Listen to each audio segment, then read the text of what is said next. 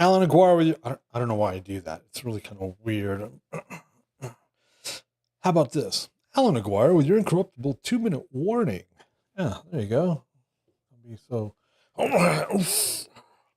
right. We are in week 7. We started over Romans chapter 4. We will continue in chapter 4 with verse 4. All right. Romans 4, verse 4, starting there. Remember, our definition is the definition of works in this context, contextually, is best described as the legalistic observance of God's commandments, of God's Torah, of God's instructions. You don't want to follow God's commandments or instructions legalistically because, well, that gets you in a lot of trouble.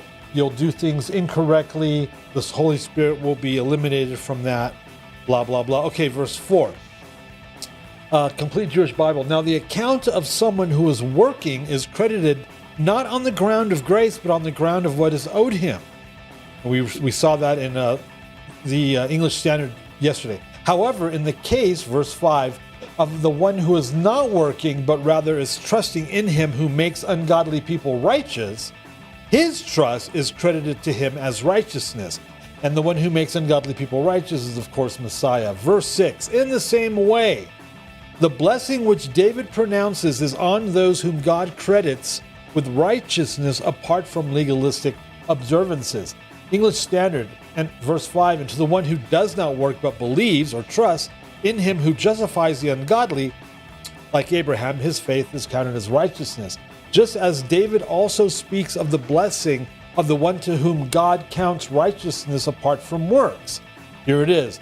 This is the blessing. Verse 7, blessed are those whose transgressions are forgiven, whose sins are covered over. Blessed is the man whose sin Adonai will not reckon against his account. He's quoting Psalm 32, verses 1 and 2, and verses 7 and 8 of chapter 4, and we will begin tomorrow with verse 9.